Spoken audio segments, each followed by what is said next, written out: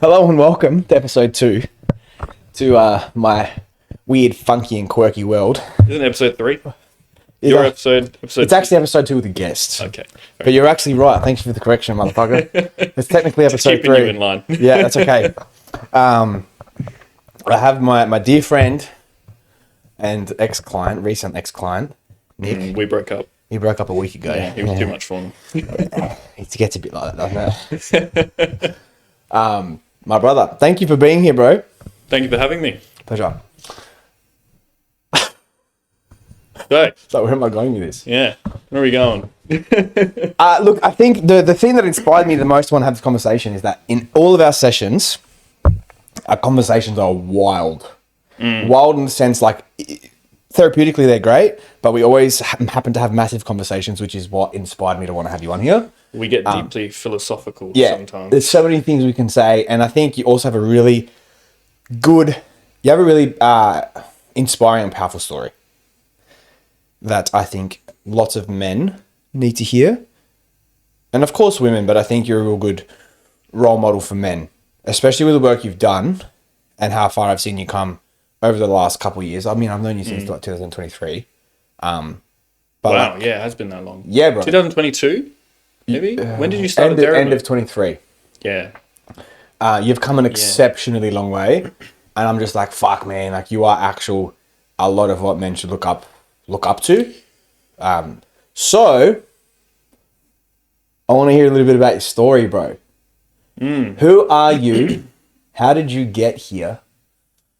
And what's made you you? It's a big question, but just let it Where roll. do I begin? So I'll start with, who am I? Well, I'm Nick Cardone, and I guess if I was to give you my identity in a way, I am, well, everyone starts with their career, so it's like I am a personal trainer and online coach. I predominantly help women and a few men. I would say I'm fairly high energy type of person. I love to have a laugh, have some fun, but at the same time I can be quite the go-getter, and I work pretty hard on my business. That's kind of like my main focus in life at the moment, and have a lot of fun and joy with that. But occasionally I do like to, go to church every Sunday. That's a big part of my life. Do you reckon that's occasional? More than occasional, I reckon. My man. It's a very big part of my life at the moment in the last, it became big in the last year, and I feel like I got back into it around 2023. 2022, 2023 is when I really started to dip my toe back in, and then the last year is when it kind of went full back in. I swear when I met you, I don't remember you even sort of bringing it up. Maybe it was low key. Yeah, well, I just started. Dabbling, I just dipped my toe in, so it wouldn't have been main points of conversation for me. Yeah, fair. I mean, I wasn't in it either, so Yeah, I wasn't rejecting it, Yeah, but I wasn't like I am now. yeah. I remember even you, you kind of had that full 180 in a way, where it was just overnight. It was just bang, everything. I think it just seemed overnight, but it Yeah. kind of actually. Do you know what, man? It kind of felt like it was overnight. Yeah. Yeah, it was just I don't know. You just kind of fall into it. I guess it just happens. Christ finds you when you're ready. It's amazing how that works. Accidentally. Yes. Not really, but yeah. Purposefully. Yeah. With him.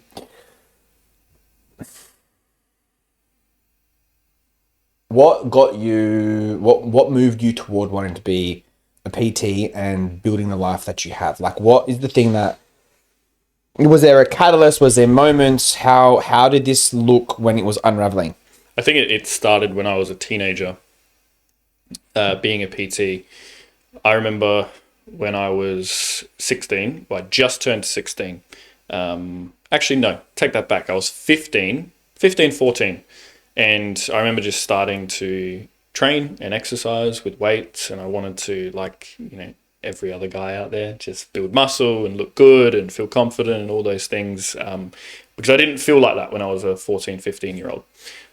So I remember when I turned 16, that's when Anytime Fitness allows you to actually go to the gym. It's the minimum age at some of their clubs. So I remember the day I turned 16, I remember begging my mum, please, take me to the gym, help me sign up, because you needed an adult to sign up with you. Yeah. and you could only go like during staffed hours and everything. And yeah, I like begged my mum on my birthday, please take me, please take me, please take me. My dad ended up taking me at that night, and yeah, I got into it, and I remember just going like every single day for like my first 3 or 4 weeks, and I was just like playing around with all the machines and just having fun because I was just like so desperate to like build muscle and like not be as skinny because I was a very much like very Would you scrawny say at the time anorexic as kid. well, like you're going straight in, just going straight into the truth, but it's like, was it driven by insecurity? Oh, big time, 100%. Yeah, every teen. 100%, Yeah. bro. Like I was, yeah, I was just tired of being that skinny kid. Because yeah, I was like very self-conscious at that time. And rightly so, because fair enough, at that age. And yeah, you're 14, 15. Like you haven't got a sense of grounding yet, you know. So at that age, Do you think we should though? Because I've got my opinion on it. I know we're kind of diverting, but like I think that's an important point. yes, I think we should. I think we're just not taught. Well, thank you. Okay, Yeah, cool. Then like- can you? Yeah, it's such a big fucking thing. Like we could have, but like we didn't have the role model to be like, this is what you do Yeah, to be grounded and confident. yeah, definitely. And you're also in an environment which you might be around a whole bunch of other people who are also just like you. And Yeah. that kind of feeds into your environment, or you know, you have people that might say things to you or make you question your own self-perception. And I feel like that happened to me a lot in high school. You were bullied a you bit. know? Yeah. If you want to say bullied, yeah. I was too, bro. I would say, Not heavily, but yeah, a bit. It was a bit off and on, to be honest. Like, I wouldn't really say bullied. I would say just like, you know, when you're around the boys, you chat shit. I think I was just like at that age more so the punching bag of the group in some ways. yeah. So I just took a lot of that shit, which I think was beneficial for me in a way because it calluses you. Character development. Yeah, it calluses you in a lot of ways. But, you know, that obviously was a part of the driving factor of wanting to get into the gym and everything. And then Prove you cunts wrong. in a way, yeah, in a way, I was like, prove you cunts wrong, and I'm gonna get the girl. Yeah, 100%. Yeah.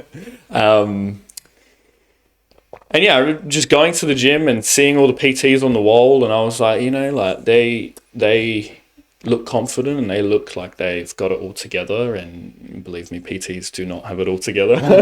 Yeah, I like. Well, But I would look at them and sometimes, you know, aspire to, you know, be a personal trainer and stuff like that. I thought it would be a very fulfilling role because it also made me think it would be really nice to be able to help people on their fitness journey, be able to, you know, help them come out of a place where they might not feel as confident in their body and help them understand, you know, if you do want to lose body fat or you do want to build muscle, like you can actually do that.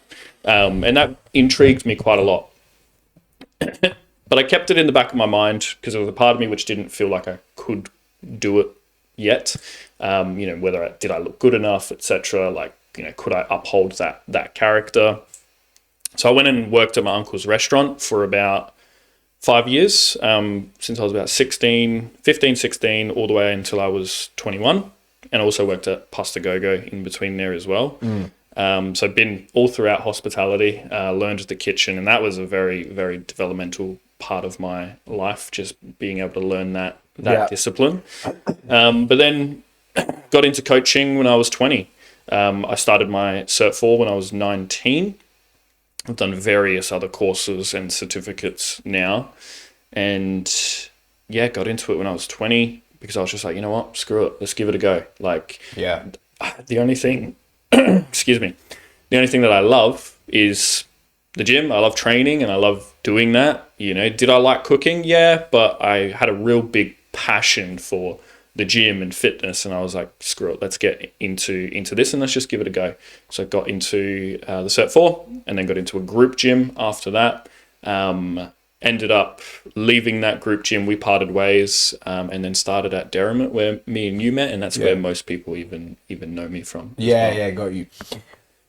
I always had this interesting. I see this like I call it a pattern, but anyone that does something exceptional at any point, I find always has this moment where they realize then they're not going to just go and do this like normal job. And I really don't want anyone to hear that and go, oh, like a normal job not good enough, or less than. It's nothing like that. But I feel like impact always comes from service.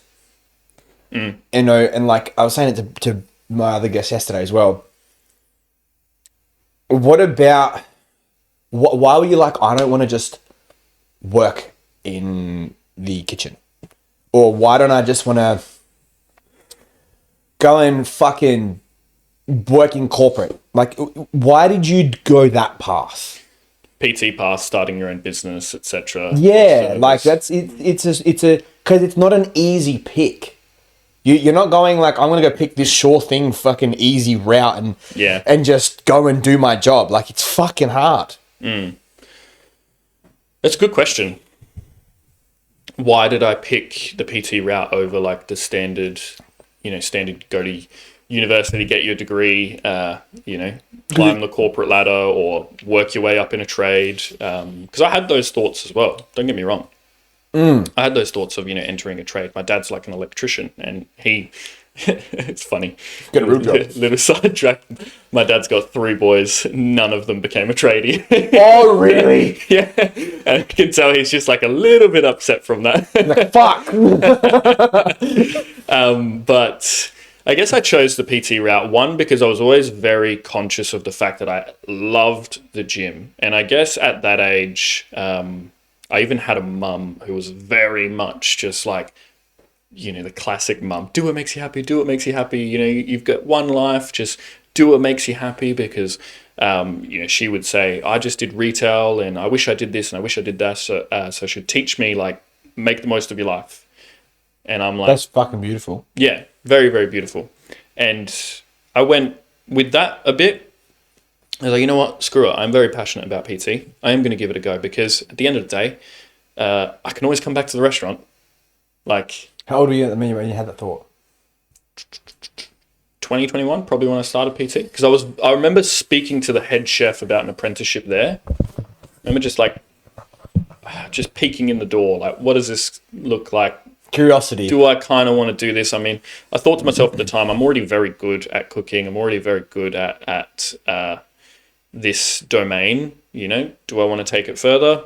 And I kind of thought about it. I'm like, do I want to work every weekend? Do I want to work Saturday and Sunday nights? Being in the kitchen the whole time. And I was kind of like, nah, I don't think I want that for the rest of my life. I probably do value my weekends at some point. Even though you don't have them now, but anyway. I do have we had to work so hard to get to that point. We had to work, so hard just to get a Sunday. But I got my Sundays now. That's funny. Saturdays I still have like a half day. That's all right. That's okay. I'll work too. Yeah. But I love what I do. And I think that's what it's just like.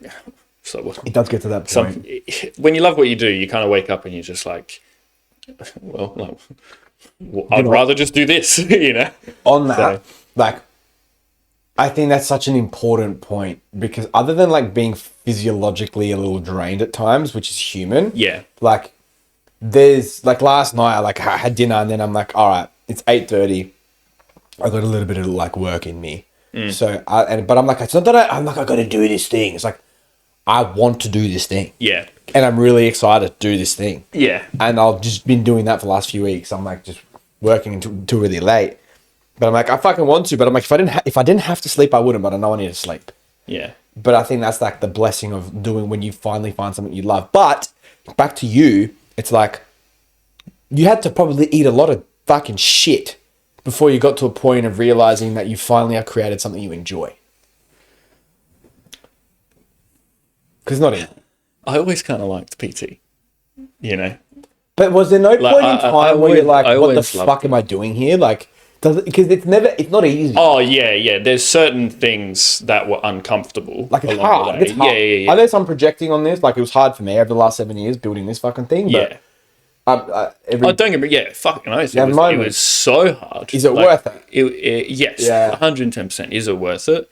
110%. And there was so many tough moments, but at the end of the day, I still love what I do, and I've always loved what I do, which has allowed me to get through a lot of those uncomfortable moments. You know, when you have to do something to keep the business alive and keep moving forward. Because at the end of the day, business it's like a child. You got to look after it. You got to tend to it. You got to nurture. Yeah. Got to burp it. all of these things that you have to do. But I think I remember when I was 20, when I was doing my studies, and I put out a Facebook post, and I was like, I'm taking on 5 people completely for free. I'll coach you, training, nutrition, all of the stuff, completely for free, just because I want to, get more experience for my studies. And I had 5 people from my Facebook friends list reach out. And I'm like, I remember just being so excited. Yeah, because I'm like, fucking people want to work with me. Holy shit, I've had 5 people reach out. Yeah, fuck yeah. Turns out only one of those people actually ended up following through on it. Oh, always. 4 out of 5 just went like, oh yeah, I'll take it. So I made them everything and ghost, nothing. And I'm just They just took it and ran. Pretty much. Probably never did anything. They probably never did anything. They probably just looked at it and probably went, can't be bothered. It's free, whatever. Like, when something's free and you take it, like 100%, bro. 9 times out of 10, you don't place as much value into it. But I did have one person who followed through, and shout out to a close friend of mine, Eleni. She was my first ever client, and she stuck with it, and she started getting some great results, and it was really good for my first bout of experience. And I remember I've always loved it. I remember always being very excited to help people.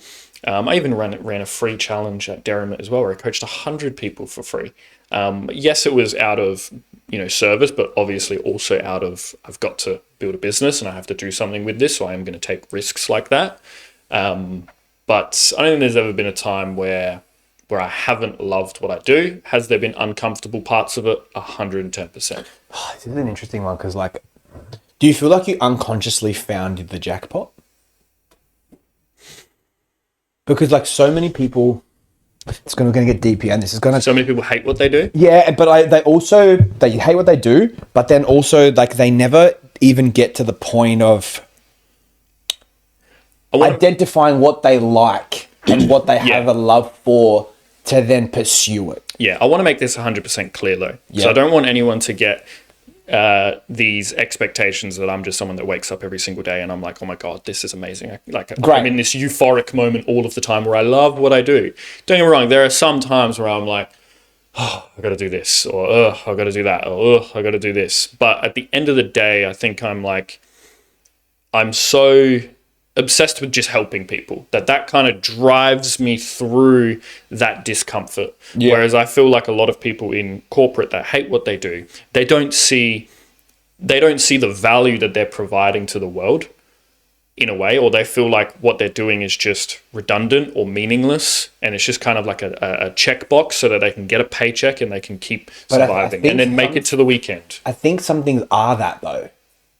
It's going to be triggering to hear, I'm sorry, but things that are not valuable to society. I think everything's valuable, I guess, when you put it that way, but everything's just not moral, I guess. That's what I mean. I think there's a lot of fucking situations that people work, jobs, people that find themselves in that is meaningless almost. And if we go down the rule, like, let's call it the Christian route, we go down, being of service and having a life of spirit that's of true value and giving to society and contributing. There's so many fucking careers that aren't contributing to shit. There's a lot of them that are taking away from people. Exactly, right? And there's so many people stuck in that. You think of like gambling promotion or something. Perfect example. It's like, bro, you're just there for the paycheck, and you're affecting people's lives. Even like media marketing, like that can be done in the most fucking manipulative way, where people are really, they really think they're like selling a product, or they're doing something for their business, because like, people need to buy this thing. No, you're just like keeping people stuck in consumerism or being attached to worldly things and being disconnected from themselves. And I think that's like 90% of the world. And so many people are attached to that kind of work to some extent, whether they're just a pen pusher in the office or whether they're driving the whole conglomerate, you know? So I think there probably is, at some capacity, people that are in, you know, certain industries where, of course, they feel it's meaningless, because it fucking is. Yeah, and I feel like I genuinely, because I know people like this, genuinely, there's a lot of people out there that are stuck in that position because they were fearful of actually doing the thing they wanted to do.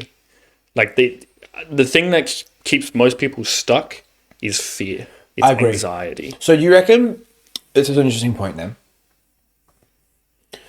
because my question before is leading into, that's almost like the answer to that question is, you were able at a young age, for instance, to identify like you love this thing and you're going to do it.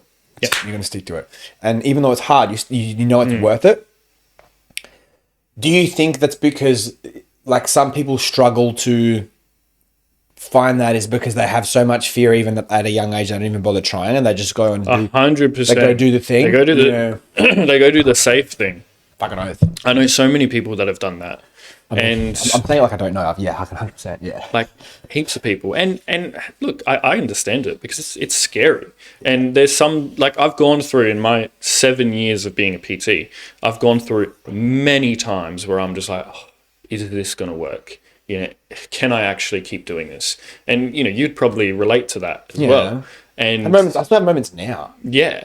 I'm like, what? But it doesn't last, you know?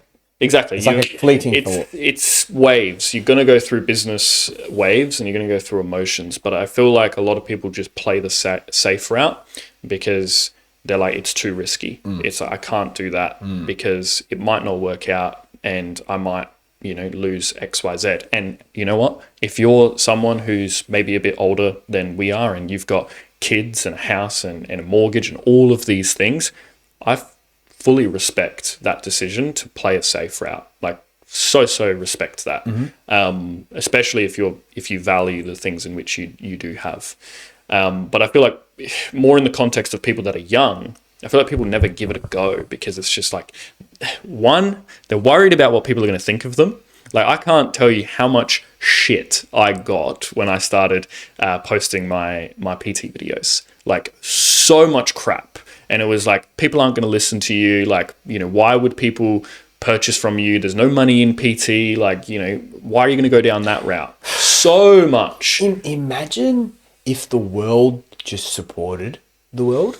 Like, imagine if people just supported people. Like, think about that. Everyone would actually be doing so much more with themselves and for themselves. Straight up. That's it. Because you hear that and it's like, no one's going to listen to you until they do. Or it's not going to work until it does. Until it does, you know? And it always comes from the cunt or that's just like not doing anything. Or the family member that's been bitter their whole life and then they finally see someone giving it a crack and they're like, oh, don't even bother doing that. Shut the fuck up, mate. Just, like, keep your shit to yourself. And it's just, you obviously that's what happened to them. And I just think about it. I'm like, if everyone was just a little bit more supportive to everyone, the world would be a wild place. Yeah. And it's not that hard to do. It's really not that fucking hard to do. But it's such a like complex, intricate fucking problem. So many people are missing an individual that believes in them. So many people are missing an individual that believes in them. 110%. Because most people are within a social circle of individuals that are all doing similar things to them. Like we attract people that are of a similar vibe to us, right? And you know, I've watched my social circle grow, and I'm still friends with a lot of people from high school, and you know, I love my friends. But I've noticed as I've grown up, I've started attracting, you know, different types of people that are in business, like people like you know, like of very similar mentalities. And it's amazing how that grows. But a lot of people they might grow up within a certain vicinity. Maybe it's in their family, maybe it's in their friends, and they've all just done the same things, and they all don't believe in themselves. So therefore, they don't project this confidence towards others and this ability to have proof and evidence that they've done something, which they can then project onto someone else and say, hey, you might be able to do this too. You know, I believe that you could do this, or you are very good at this, because they're always so wrapped up in their own inadequacies. And this is a big thing with Future Hero, is like I said it to the girl I was on a podcast with yesterday. She asked me the final question. She's like, what's one thing that you would change in the fitness industry today? And I'm like, it's not necessarily in the fitness industry, but I would just want more women to actually be able to believe that they can achieve the success in which they actually want. Because so many people I speak to don't think it's possible. And that goes across health, that goes across business, that goes across relationships on all fronts. That leads me into then like our work and your journey, and how from your experience with just doing your own, because obviously you've done more than just us working together. You've done a lot with yourself and on yourself. What do you think is the most important thing, or some of the biggest breakthroughs or experiences or environments that has allowed you to see what you can do and to rewire your belief systems that want to keep you stuck? Hanging around people that are where I wanted to be. Yeah, right. Like, I can't tell you how much, like if we talk in a business sense, I can't tell you how much my personal mentors have helped me. Like, there has been, like I said before, countless times where I'm like, is this going to work? Is this going to work? When you have that support system around you of people that have gotten through and done the thing that you want to do, and they're on the other side of it, and they can see the green grass and they're on it, they can show you the steps on how to get there. And when you see it, and then you see evidence that it actually works, you're like, okay, now your confidence starts to come through, and your belief starts to come through a little bit, because it's very, very easy to get in your own head. So one lesson that I've learned, which I will never stop doing in my life, is never stop having conversations with people that are just slightly ahead of you, and never stop putting yourself into rooms with people that are so far ahead of you as well. Here's the kicker. How much does that cost you over the last few years? No, but let's go there. Yeah. This is a big thing that a lot of people misunderstand. I've had this conversation twice over the last few days. Because a big thing that a couple of my clients, some of my clients have said, and some friends, they're like, I feel like I'm paying for relationships and friendships. 100%. But I'm like, yeah, bro, because we didn't have the role models we needed to model to us what life could be. So now we find ourselves outsourcing it to people that have either done the work or have also paid others to get themselves in positions. And why wouldn't you want to pay them to do it as well? I think it's the shame thing. People are like, oh, like I feel like I'm paying you to be my friend. And I'm like, well, like it's not the case though. Like, because I'm not just a friend. Although you feel like you're getting a real good connection out of me, that's because that's what I do, and it's part of the service that I provide. You're getting a lot more than just a friendship though, right? And I think there is a bit of like, I shouldn't have to. And I would agree with that, but it's the world we live in right now. And you have to invest in yourself, because unfortunately the world doesn't invest in you. Your family doesn't invest in you. Realistically, some people do maybe. But like my family unfortunately didn't invest in me as a person. You can speak for yourself, but like that didn't happen. So I had to go and spend fucking 200 grand. Over the last like 8 years. It's like, you know, what have you spent on yourself in the last, say, 2 years? 2 years? Call it 2 years, because it's not, your life will can change in 6 months, but like this journey. I'm just going to like adding up the funds in my head of the things I can remember. You're like, fuck. Probably at least 100? 40, 50 grand in the last 2 years. In 2 years. That makes sense 40, though. 40, 50 grand in the last 2 years. Like because if you think about it, that's every year I've probably invested at about an average of $25,000 into self-development. But I'm also including like, going to travel and going to a seminar and going, All adds up. like I went to Dubai last year and got to meet like so many other coaches from around the globe that are all doing very beautiful things within their business. And that's a lot of money. If we're talking over the whole career, easily over 100 grand. That's what I mean, though. But say you didn't do it. If I didn't do that? You didn't do it. And what would you pay for it now? If I didn't do that, I'd probably be in a different job. And hating your life? Doing something you don't like? Maybe, maybe not. Maybe. Like, I don't think, if I was doing a trade, for example, or if I was back at the restaurant, I still found a lot of joy and a lot of fun in that as well. But purpose and mission will disappear, surely. Yeah. To some extent. To some extent. Not fully. Yeah, not fully. To some extent. I will agree. I feel like I'll always, no matter where I am, I'm always trying to find some degree of purpose and some degree of mission. Tell me more. When I was in the restaurant, like, I think this is probably a little bit of a projection when I was there, but I was very much just like, I remember being the dishy. And I was like, I need to be the best dishy and I need to be the fastest dishy. And I need to make sure that, everything is pinpoint and proper because I want to be of service. You mind if we pick this apart, though? Go for it. Because this is like leading into what we've had to do together. Yeah, yeah. Would you really call that a purpose and a mission, though? Because we kind of know that wasn't really that. You found a way to make use of the situation. It brought a lot of I would say it brought a lot of fun to it, like being able to see myself leveling up. Yeah. Like, and that brought a lot of meaning as well. I'm like, cool, I'm leveling up, I'm getting better at this, I'm noticing how my work is affecting the entire infrastructure and seeing how I can provide in this space and be of value. And that provided a lot of meaning for me. Is that purpose? Is that mission? Sure. Probably, maybe not. But then if we look at, okay, we're going to go blurs the line with, I know where you're going. You know exactly where I'm going. Yeah. Because this is good though, because we can move, this is where we want to move into anyway as well. Because it's a part of your journey. It's like the biggest part of your journey. Because when we start talking mission purpose, if we're to look at now mission purpose, what it is for you, go on, what was your mission statement? Motherfucker. I was like, what is it again? I want to bring a life. I create. He's like, yeah, that's right. Yeah. I create a life of joy, stability, fun, playfulness. It was all of these different words. Yeah. By showing up with, I remember the biggest one was patience, like having an ability to be patient.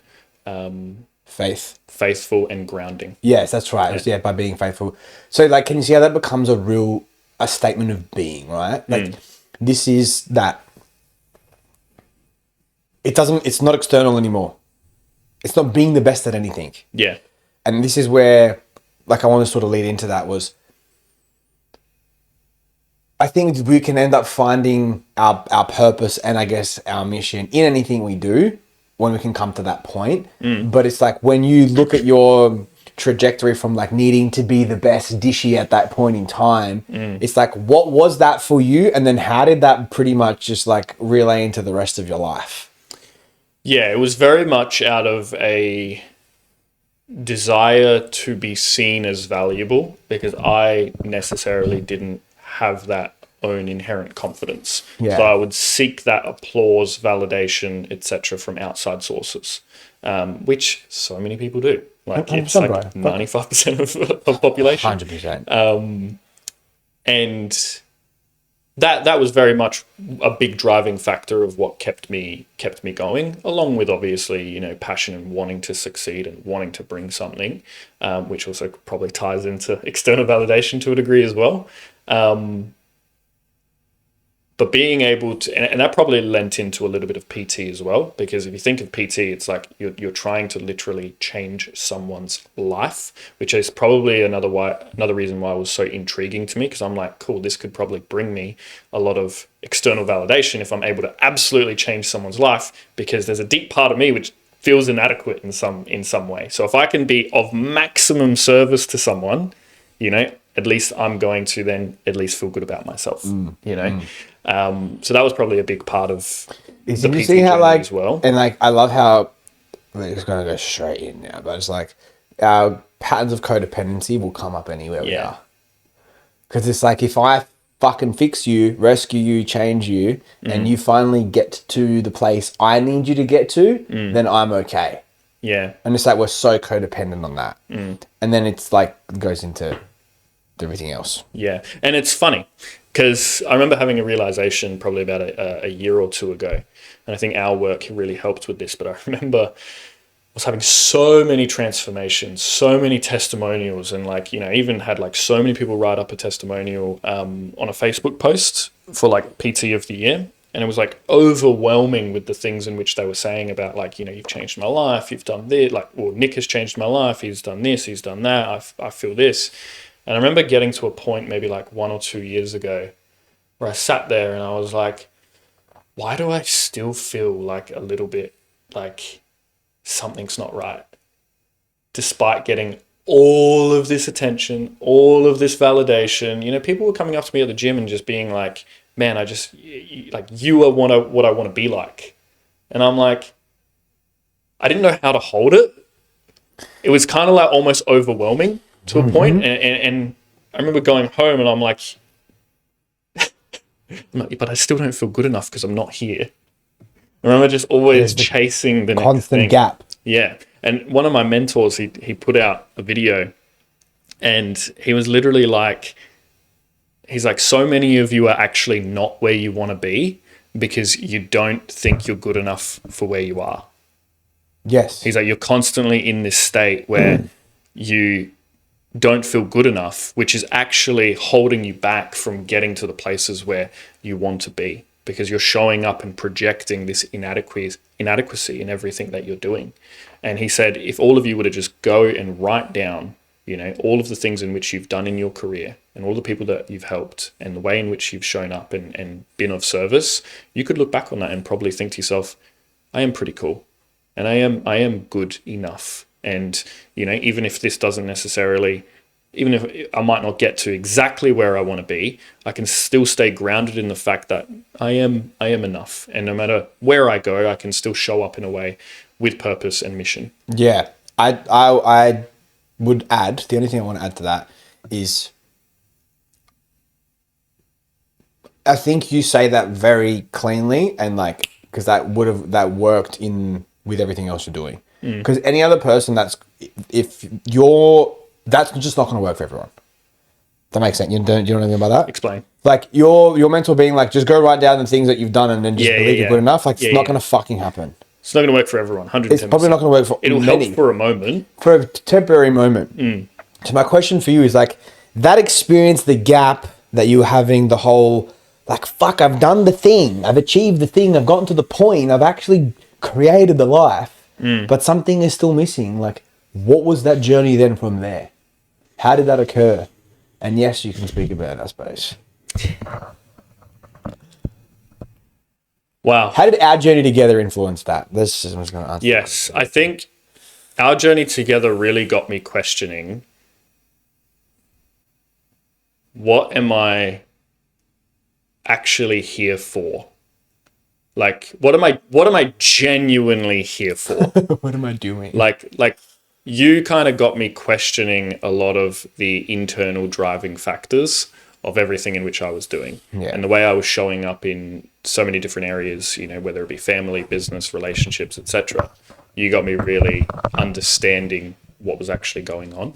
And our journey kind of opened up a whole realm of, hey, you know, can you be okay if all of it was to go wrong and the business just collapsed tomorrow? Because, hey, that might happen. Yeah, like, right. That might happen. Yeah. So more than likely not. But. You kind of got me thinking about, okay, make sure, you know, if this was to all collapse, if you've put your entire identity into it, and that's the only thing in which you stand for, and that's the only thing that keeps you going throughout every single day, is the fact that you have Future Hero Fitness, or you have the ability to be a PT, or you have this relationship, and that's the only thing. The moment that's taken away, you're gone.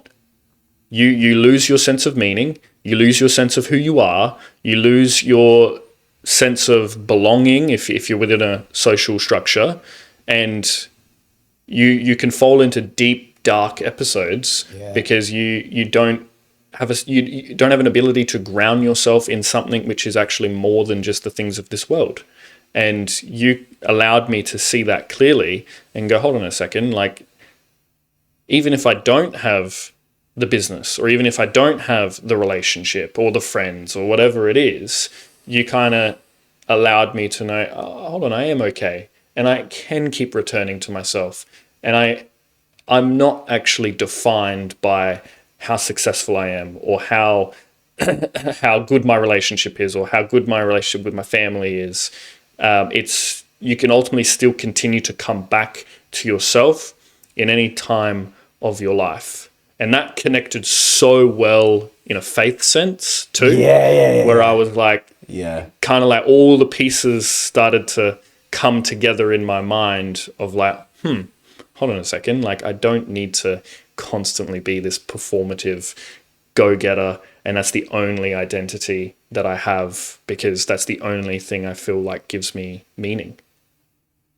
I'm just like, oh, that's banger. I'm really proud of you. Thank you, bro. That's such a beautiful way to put it. So with that, how are you? What did coming back to yourself look like? What did knowing you're okay look like? And how was your relationship with yourself, your business, and even if you want to touch on like the breakup is what also brought this up for you too.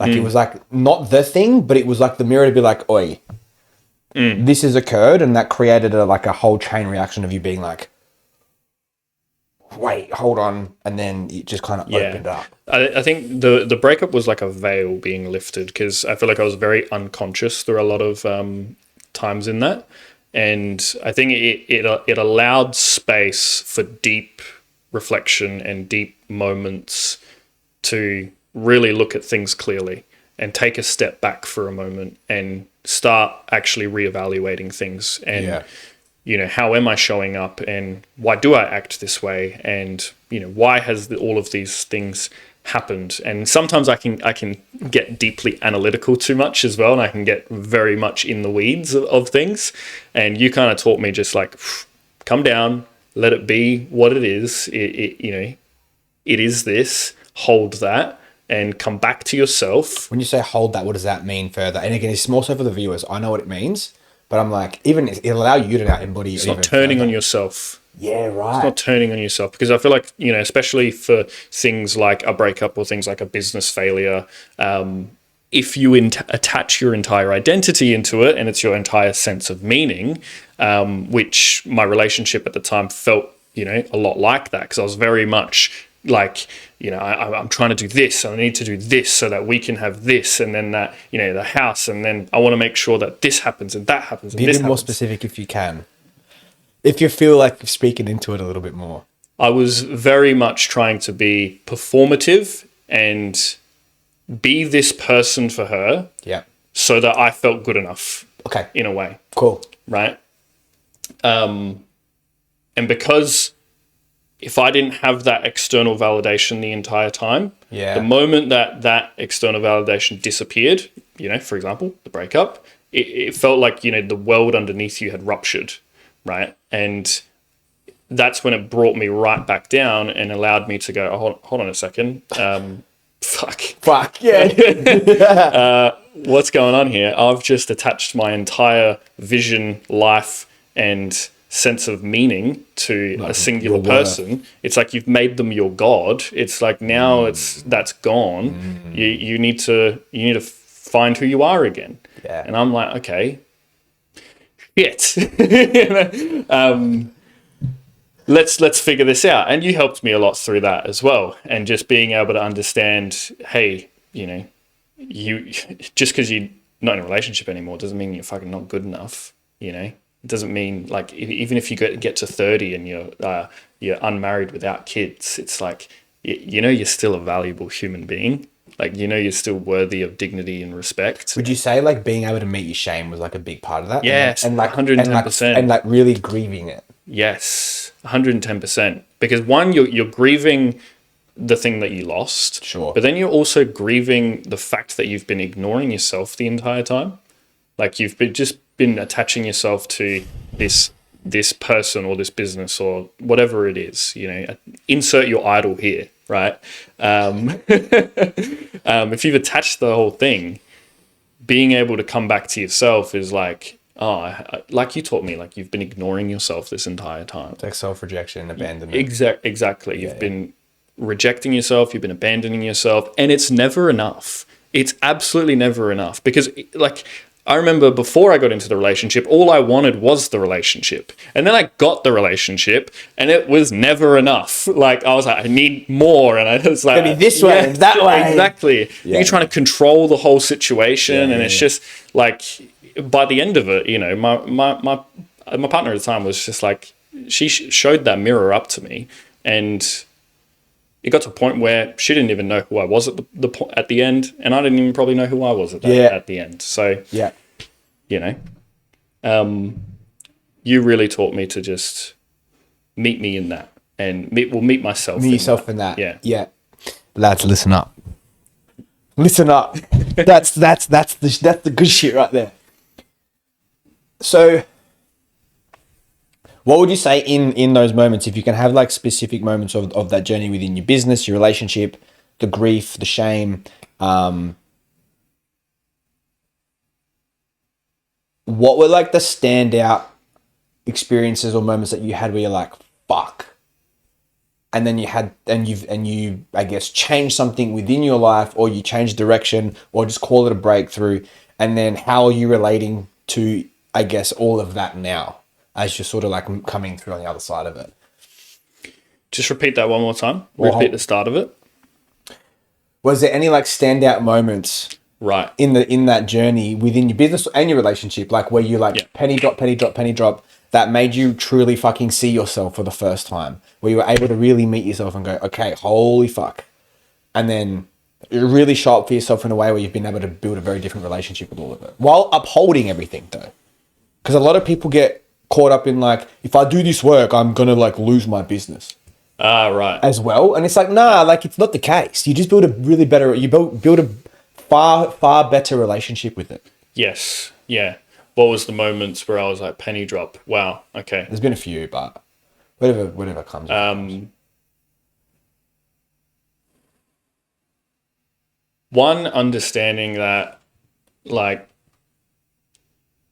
I think when I started coming back to the faith and I started genuinely leaving my Sundays as a rest day and like not really working on them, that was kind of a moment of like, okay, now I feel so much better. Like going into the Monday, just having that chance to just relax a little bit, and take a day off and, you know, enjoy. Why was that important? It was important because it allowed me to, again, take another step back and look at the way in which you're showing up in the world. Because me working on Saturday and Sunday was, one, neglecting people around me. You know, like if we talk in a relationship sense, it's like I was so focused on the business as there was at times where, you know, I didn't show probably as much attention. Can I ask you a quick question? Because that's a real important point. It's like, I'm showing up so hard in my business. Why? Because I was trying to prove and gain this validation and get myself to a point because I didn't feel adequate where I was. It's like, I'm doing it for her, I'm doing it for us, I'm doing it for the future family, which in turn, like the cost of it is... Which on the surface, like you listen to it and you're like, it sounds holy and it sounds like, but I'm doing this for you. It's righteous. You know? Exactly. Like I'm doing the right thing, you know, like you'll understand one day. But in reality, it's like, it's don't get me wrong, there's nothing wrong with wanting to aspire to be somewhere for you and your partner or your family or your friends or whatever it is. 100%. Right? There's nothing wrong with that. But if it gets to the point where you start literally abandoning yourself and you also start abandoning other people, then you probably need to just take a step back and take a moment. Because another friend of mine, he said to me, he's like, it's funny. He said, it felt like you were talking to me. And he was like, yeah, but like, what if you build the business and then just like you're sitting there at 35 with all these millions of dollars and you've got no one around you to enjoy it with? Like, but that's the thing, And man. I'm like, yeah, no shit. Or like, like the whole, she'll understand one day and so will my kids. And then like you get to that point and they're like, we don't know you. Yeah. Or your kids aren't even there. Like, we don't know you. Yeah, well, like, you weren't there. Like, well, I did it for you. Well, we didn't fucking want it. Yeah. Like, and it's like, that's part of the whole, like, the reason of the relationship breakdown. It's like, push, like, work, business. Then she's like, bruz, and you're like, fuck. Yeah. So it's such an interesting point how that happens.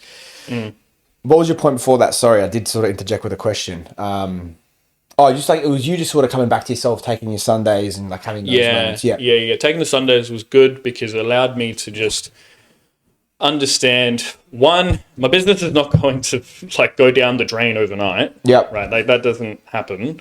I was very much in this state of like, if I don't push, it's not going to get, if I don't push all of the time, it's not going to get to where I want to be. That's not true.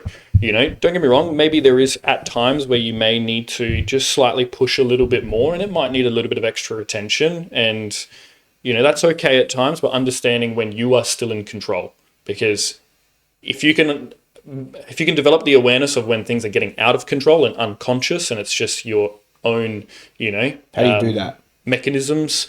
How do you do that? You need the mirror shown up to you. Yeah. And how would that, like, what's a good way to get that mirror shown up to you without it being a breakup?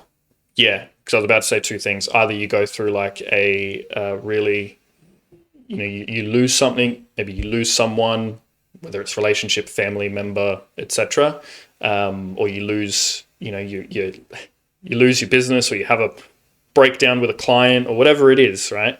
That is a way to do it, or you have to work with someone as well, like yourself, and because working with you was very much just like, I'd come with these intentions and these motivational factors, which at the time I thought were very pure, and I'm like, but this is who I am, and this is how I'm showing up, and it's worked for me in a lot of areas so far, but then you're like, just check that, and just check that, don't you think that this is there's a bit more to this than what you're just saying? And I'm like, yeah, no shit, that's right. Yeah. But even then, sometimes, sometimes we learn the hard way in a lot of factors, and many people could relate to that. Yeah. In myself included. Me too, bro. All who hasn't learned the hard way. Yeah. It's just like sometimes if you can avoid going through the hard way can sometimes get you to the point of literally wanting a suicide. Like, and that's where it's dangerous. That's where it's dangerous. And it can happen. Like, people don't think that, like, I'm not sitting here trying to fearmonger, but I've been there where it's like I've let things get to such a point, or I've let them get so bad, or they rock me so hard. That's so unexpected because you're stuck in your unconscious ways of doing things because they've once worked, thinking this is what needs to be done. And you get punched in the head so fucking hard that there's this point where you're like, I'm actually just going to kill myself. Because it's like it's the only rational option that I have while I'm in my shame-riddled experience and story and grief right now. And it's like, that doesn't have to happen. And I think the biggest thing that shit like that occurs is we don't have the role models around us, or haven't had the role models. We don't have the support network. The support network. Yeah. So you're either going through the experience and finding God, or you're paying someone like me or anyone that's allowing you to open this stuff up, where you're like, okay, this is cool, but still having to find God anyway. Yeah, I feel like a lot of people get to that place of, screw this, I'm just gonna end it. I can't do this anymore. I can't handle it anymore. And I think, like you said, a big part of that is literally because they do not have these support networks. Yeah. And then they sometimes have shame around the fact that they have to pay for the support networks, like we were speaking about before. I've had it before. And it's like, yeah. Well, fucking, what do you want to get to? Yeah. Like when does it literally get to the point where you're having suicidal ideations? Like, do you let it get to that point? Seriously? Yeah. Because then like, I think the scary part is like, Like, I wouldn't want to play with that. nah, and like, but it's an accident. And I think what ends up happening is people, it's a deep one, but men, more so men in this situation, is they think they're building the thing they need to. They keep staying in that pattern of proving and man and mechanism and the stuff that you were in and I've been in. And instead of getting to a point of 24, or luckily for me, 30, where I've been able to like find my authenticity and really repair my self-worth like you have, where now I can build from this place, they continue to build a life from this place of like wounded little boy of I'm not good enough, I need to prove my worth. And then they get married, and then They're still showing up as that. and then they have a kid. And I'm like, okay, fuck. Like, They're a child. right? Yeah. And then all of a sudden, They're a child raising a child. they're raising a child that's wounded as fuck. But then they create this life that they, after 10 years of marriage and children, and the child starts talking back to them, and they're a little bit more rational, and they've built this life that they thought they were meant to, and the kid's like, fuck you. It's like, my kid's a rat bag. No, cunt. You accidentally and unconsciously fucked up. And this is where, like, that's an unrepairable problem at that point. Unless that person that man goes and does the work at 30, 40, 50, whatever age he is, comes back and repairs those relationships. Or he gets to the age of 60 and he's got no relationship with no one, and he's built this whole thing, which means absolutely nothing to anyone. And like, that's where the dark place is, because at that point, what's the point of living? It's a scary fucking place to be in. What do you do? Hit the bottle, hit the drugs, hit the gambling. And how many people do you see like Brother. that? How many people do you see that get so successful, but they still look like they're using so many things to cope? Bro. Whether that be, women, or whether that be gambling, like you said, alcohol, going out, partying, cocaine, MDMA, festivals, like just using so many different things to try and, find some sort of meaning and bliss. And it's like... the bottle never gets to an end. Like, well, it does, but then you go and buy another one. So fucking, Then you trust me. the bag of cocaine on a night out runs out, but then next weekend comes. It's like, you need to eventually come back to yourself. I don't know if people do, man. Like, I think that I had this conversation the other day.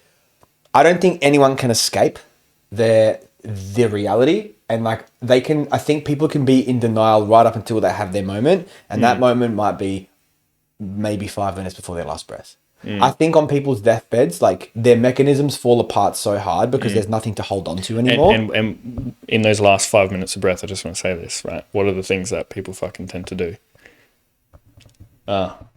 Regret. I'm sorry. This. And you come back to God. Bro, so there's... A lot of people. Not everyone, but a lot of people. It's actually... So there's a palliative care nurse. Yeah. Forgot her fucking name. She's from WA, I believe. She wrote a book. Just 2 seconds. You're going to hate me? You a piss? Yeah. Me too. We're saying, yes. The WA girl, palliative care. Yes, so I forgot the full 5, but it's a book on the 5 regrets of the dying. Yes. Oh, interesting. Right? Yeah. I'm going to do a big post of it. Now, there's 2 main ones that stick out. The first regret of every person dying was having the dying wish that they had the courage to be themselves. Yeah. Which is fucking mind-boggling. The courage to be themselves. Because a lot of... Think about it. Okay. Think about how many motherfuckers, all of you motherfuckers, Show up. we're just performing, bro. Yeah. We're living a life that we think we have to live to appease family, society, the world, Instagram. Yeah. Look at me, I'm doing the thing, everyone. Like, please fucking Show me some attention. Show me some attention. Yeah. While meanwhile, they're like, I don't even fucking like this. Yeah. I don't even know who I am. Yeah. Like, they don't know. And then one of the other ones was something about pleasing others. Putting others' needs before theirs. The regrets of putting others' needs before theirs. Is that number 3? That's a fucking... Interesting. Which is true, bro. How many times do people say yes to things they don't want to say yes to? Yeah, true. Yeah. And they're like, oh, but we... Like, Greek communities. Perfect example. Big... I just want to touch on that one, though, because I genuinely feel like you can get a lot of joy out of life by being of service to people and loving, one another. Not at the cost of you. Correct. Yeah, correct. Fucking oath. But it's like back to the abandoning thing we were saying before. It's like not at the cost of my own peace of mind and heart and soul. Because the funny thing is, the paradox is when you try and show up for people out of a place of needing to do that and it must be done like this, the funny thing is that you end up actually not showing up for them in a way because you're abandoning yourself. And it's funny how that works. Like they're getting this half version of you. They're not getting this like fully aligned, grounded, present, energetic, loving version. Yeah, it's not love that overflows, it's love that attaches, and that love goes away the moment you go away. Exactly. And it's like it's a codependent thing. Like there's no fruit that comes out of that. Yeah. So fucking true. But it's like it's everywhere. It's wogs, bro. They're horrible for it. Like I was about to say before, the big weddings or like events. We have to invite this person, that person, this person, that person because what are they going to say if we don't invite that person? Mate. Firstly, I'll talk to about 10 people as in total. When I get married, if anyone thinks that I'm going to have a 300-person wedding with people that I've only spoken to once in the last 3 years, you're all fucking kidding yourselves, mate. Yeah. There are people that I that are close to me that I don't talk to that probably won't get the fucking call up. But like, what for? Where are you, bro? Sis, whatever. Where the fuck are you? It's like, there's like life is occurring. Where is everyone? It's almost like they invite them out of the fear of judgment. And exempt to putting others' needs before theirs. Yeah. Like they're not worried about what they want and what's good for them and what they would need. It's what do the other people need from me so I can appease them. Yeah. And it goes back to that, like, I don't have the courage to be myself. Motherfucker. That's what I was saying before. Like, when people get to their deathbed, I don't think they can avoid that. I think there comes a point in their life where you finally take your few breaths, your defenses disappear, your need to control and perform and all of that starts to fall apart. And then you realize, I fucked up. If anyone is listening to this right now, which I'm sure you are, that has to be the most like important thing to absorb. Like, think about it. You get to the end of your life and you're like, here I go. I'm about to go. I didn't live. Oh! No, that scares me, man. Fuck that. And you know the funny thing as well, a lot of people don't have God in that moment as well. So they literally have nothing. And it's like, surely they fucking find God at that point. I think everyone does. I genuinely believe that when it comes to your last dying breath, as long as you're not taken out in like an instantaneous moment, and it's like a slow, gradual build up to it, and you know you're about to die, I think everyone eventually meets their maker. Surely, and they have to accept, because you have to accept that. And I can guarantee that when you're on the cusp of just about to pass over, right, I can guarantee there's a small part of you that goes, I need God. God, if you're not there, I'm sorry. Because you're scared, right? You're scared of like fucking, you know. Where am I going? You're meeting yourself. You're about to meet yourself, where you're going to look at every single part of your life and you're going to see how you showed up. And this is God. This is you know, in a faith sense, if you think about it from spirituality and you go Christianity, it's like... Let's go Christianity. Well, you go to the pearly gates and you meet the judge of your life. You know, you meet him and you get to have an account of everything that you've done and every way that you've showed up, and you get to then then God decides whether or not that was good enough. Not necessarily, actually, because you know he's all forgiving. You have to remember that. But he is all forgiving. But I'm not the one to say you will or won't be. You will or won't get to heaven. But there is times where you don't go to heaven. There are motherfuckers that don't. We don't know. We don't, but I mean, the Bible does. It does say, there is warnings that people won't make it. Right. So, yeah, I guess you might be, you know, on and I money. mean, like, I want this to be the last I hope for those people that God forgives them. 100%. But I think if you've hardened your heart from Christ for your whole life, and you've hardened your heart from just love as a whole, like, and I want to make this digestible for everyone, but I'm still not distilling the fact that, like, this is Jesus for us. And I want this to be our topic now for the rest of the potty. I want to go into the Christian stuff.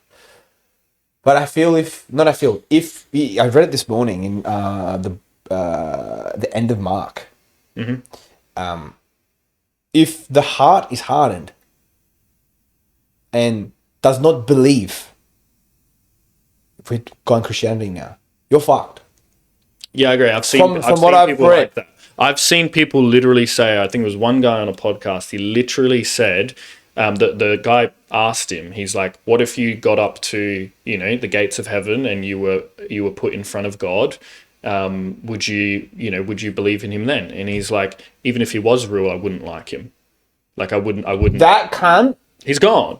He's gone. Off you go, bro. And maybe that's not up to us to make the decision, but from what we know, from the his argument was like, but like, why do kids get cancer and stuff like that? Which is, don't get me wrong, like a fair fucking argument. Fair argument. I question that myself sometimes. Nothing. Agreed. But at the end of the day, I think you still need to come back to yourself that you're going to meet a maker at the end of the day, and he could very well much be an all-loving entity in God, and I wouldn't want to probably turn away from that at my last dying moment. It is very interesting, because I wonder, like, if Peter rejected Christ 3 times. Actually had this moment yesterday. It's fucking wild. Yesterday morning, first thing I did, I woke up, bawled my eyes, reading the Bible. Rocked me. So, what was it? Yeah. Tell me. Yeah. So it's in the book of Mark, because I just finished Mark. Yeah. And when Jesus resurrected, this is the other really beautiful thing I love about Christianity, is that like a lot of people and women are like, it's so oppressive towards women. It's the opposite. The Bible glorifies women. Like Mary Magdalene was the first person that Jesus was presented to post-resurrection. So it's like Jesus has so much value for women and what they bring into our lives, and gives them agency. Like, women were the ones who spread the message of the Lord's resurrection. So like, it's not oppressive at all. It's like they had so much power in that moment to be like, Jesus he's alive. He never died. Did you know the marriage verses that they bring up in like Catholic and Orthodox weddings? Nope. They literally bring up, I think it might be, I forget the actual book, but it's it's in the New Testament. It's one of the books after the 4 Gospels. I bet it's probably Acts. No, it's not Acts. Nah? It's not Acts. It's like Galatians or something like that. Or Corinthians. I think it's Corinthians. Corinthians is very much about love. And the men, they are told to lay down their lives for their woman. Like, you will literally go to death for her, like Christ laid down his life for the church. So that is your call. Like, I guess I agree with it. I love it. I love it too. Yeah, I just think when I hear like Christianity is oppressive, brother. Nah. When you read it, it's not. It's the opposite. Of you can take certain bits out of the Bible out of context and amplify them 100%. And be like, this is why it's oppressive, and a lot of people will take that and run with it without truly probably understanding the core message of the entire thing. I think that's why it's important to go to like catechism studies. I think that's how you pronounce it, and like really start to learn it. Because there's been some things where I'm like, there was one thing where it was like, literally in the Bible, it was like a woman should not speak in church or something, and I'm just like, fucking what? I'm like, that is wild. And I still need to take it to my priest and actually like ask him. I wonder where that is. I don't know, but I see heaps of look it up, it's in there. There must be a reason for it. I'm not sure. But I think it might tie into why there's only male priests, like in Catholicism and in Orthodox. I don't think there's female Orthodox priests. Nah. I think there might be something like that. But, there's heaps of women that speak in my church as well. And we've got some too. Good on them. Yeah, I love it. Yeah. But again, you might take like, that thing out of context and run with that and be like, it's easy to fuck with it. We're going to digress a bit. We'll come back to that point. But it's like when you look at like the Pentecostal Christians and have they've like completely, I'm going to get hate for this. But this is what we're doing. But this is what this podcast is about. They like, it's pretty dark and it's borderline paganistic, but they portray the speaking of tongue. So obviously Pentecostal is about the Pentecostal Holy Spirit, right? Yeah. So when the Holy Spirit came, I actually read this today, it was that they spoke in tongue meaning in different language that's understood. so the gospel could then be preached. And Paul said this, that anything that is unintelligent and undigestible with the tongue you speak should be ignored. So pretty much whatever tongue was spoken when they could speak in tongues in the book of Acts and when the Holy Spirit came, it was because they spoke other languages very quickly. Great. That makes sense to me, right? Mm-hmm. It's a miracle, like many of miracles. But the Pentecostals are like, they just make up fucking noises, bro. They speaking in tongues and they do all these weird things and it literally sounds demonic. And it's like, it's scary because it's like, that's how they've twisted what they wanted in the Bible. And I've looked into it. I'm like, so how did the Pentecostal religion actually start? I'm going to butcher this, so just calm down. But I'm not an expert. I'm not an expert in this. I did a bit of research, and there was a pastor in America, in LA, Los Angeles, I think, and it wasn't too long ago. And it was just, he had these big experiences in the street. There was these big miracle, whole spiritual, like exorcistic type of. I've seen those videos, and it looks like everyone's just like on crack, right? And they basically said, "We've got the Holy Spirit." Yeah. How do you know that, bro? Yeah. Oh, because we feel it. So, okay, so you as a man, human, I feel a lot of things, right? And a lot of it's not the Holy Spirit, right? So they've gone now and created it. It's a man-made version of Christianity.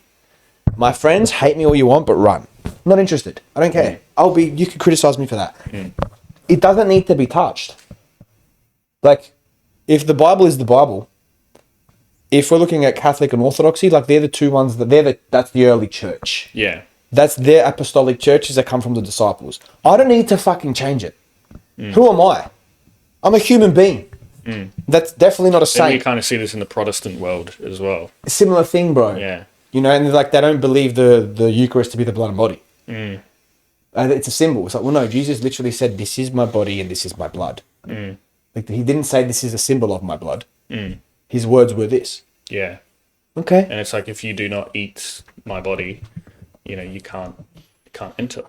Right. Right. So, so I hear. That's why I think if you're not born of the Spirit and something of bread and wine, then you can't enter into heaven or something like that.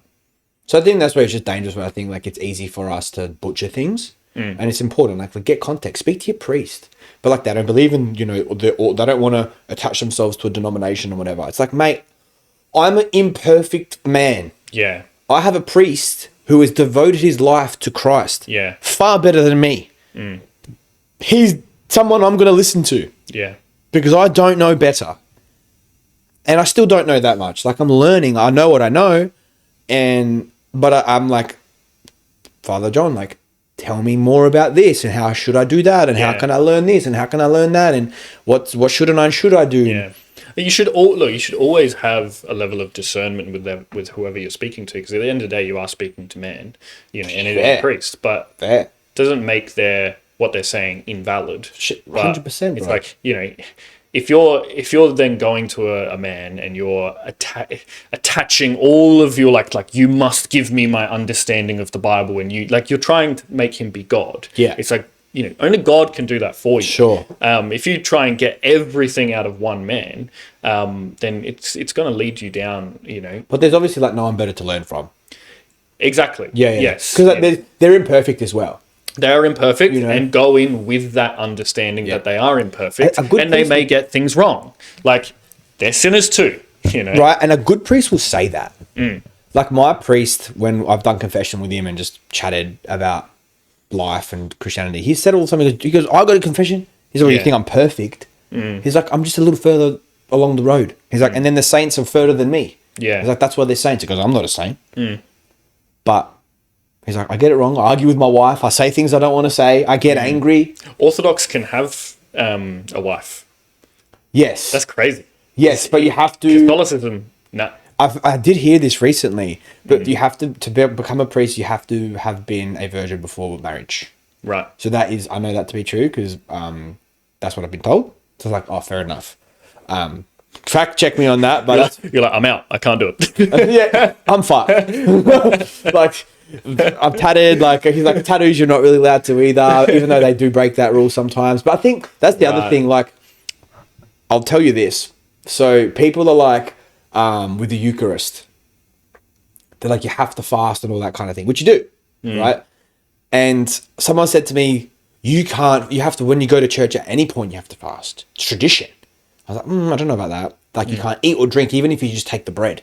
Spoke to my priest. He goes, no, like, that's not true at all. He's like, for like communion, yes. I said, but why? And he's like, not for the reasons you think. I was like, what do you mean? And he's like, You're like, stop giving me fucking these woo-woo answers. Just tell me the answer. I was like, what do you mean? Yeah, literally. And he's like, I was like, is it because we must be, pure and clean and ready to receive the blood and body of Christ? He goes, one of the reasons. Yeah. But it's like, it's not the main reason. He's like, the main reason is if you have something before your communion, food, milk, cereal, whatever, and you have the communion and get sick and vomit because he doesn't agree. He's like, I have to lick and eat your vomit. I said, what? He's like, correct. He goes, yes, I can't wipe it.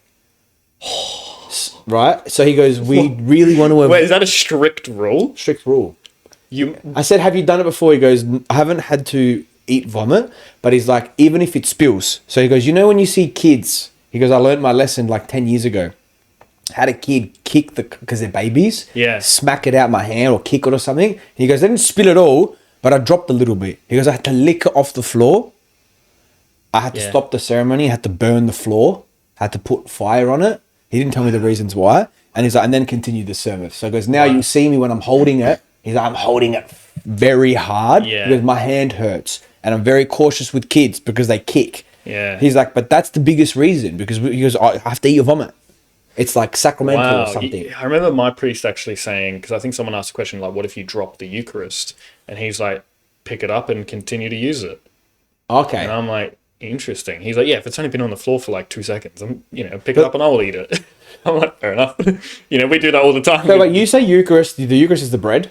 Correct. Yeah, I'm talking about the wine. Yeah, cool. Same thing. Like, it would be the same thing.